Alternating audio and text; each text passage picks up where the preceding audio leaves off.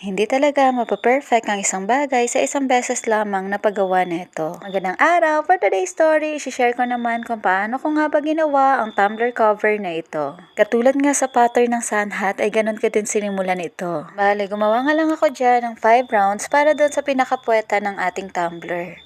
Tinansya ko na lang nga iyan sa pinakasukat ng ating tumbler. Pagkatapos ko nga masukat dyan ay sinimulan ko na rin itong i-crochet pataas. Single crochet na rin pala yung ginamit kong stitch dito. Habang nagko-crochet nga ako dyan ay biglang dumilim na naman sa aming paligid. Araw-araw ko talaga nakikita yung ganitong senaryo. Mabuti nga lang ay hindi tumagal yung ganyan kakapal na fog kaya lumabas na ako ulit dito at pinagpatuloy yung aking ginagawa. Sa point nga na ito ay medyo nakakarami na rin ako nitong color pink na yarn. Hindi ko na nga na video kung paano ko na i-connect yung white pero para hindi nga maging plain ay dinagdagan ko nga ito ng color white and color green na yarn. Pagkatapos nga gumawa na rin lang ako nitong bear head at saka isang flower para nga pandagdag din ng design dito. Bale, ang next ko na lang nga nagagawin dyan ay tatahiin ko na lang itong flower at saka bear head dito sa pinaka-cover na aking ginawa. Pagkatapos nga pala ay gumawa na rin ako ng strap para yun na din nga yung pinaka-handle neto.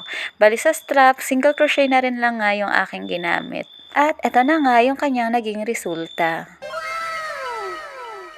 Napawaw din lang talaga ako nung nakita ko iyan pero sa totoo lang hindi pa rin talaga siya perfect kung tignan. Kaya sa totoo lang parang gusto ko talaga siyang ulitin ng mga oras na iyan. Pero na-encourage naman talaga ako sa sinabi ng asawa ko na hindi naman talaga daw sa simula ay mapaperfect ang lahat ng aking ginagawa.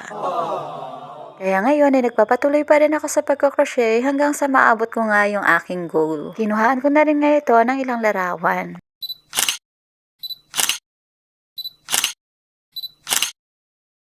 Pagkatapos nga, ibinalot ko na rin iyan dahil yan nga din ang naisip ko na isa sa magandang pangregalo. Tapos na din nga kasi yung aming Christmas party dito sa church kaya ni-reveal ko na rin iyan. Sobrang thankful talaga ako sa Lord sa kakayanan na kanyang binigay sa akin kahit na medyo late ko na ito natutunan. Binihisan ko na rin nga dito si Via para sa aming Christmas party. Pinag-crochet ko na nga siya ng shoes dyan pero yung shoes pa rin talaga ng tatay niya yung trip niyang isuot.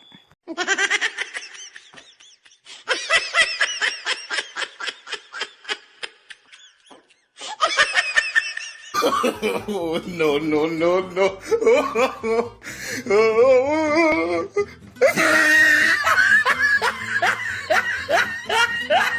Hanggang dito na lang muna at baka nga kami malate. Ako si Mama Care. Thank you for watching. Bye.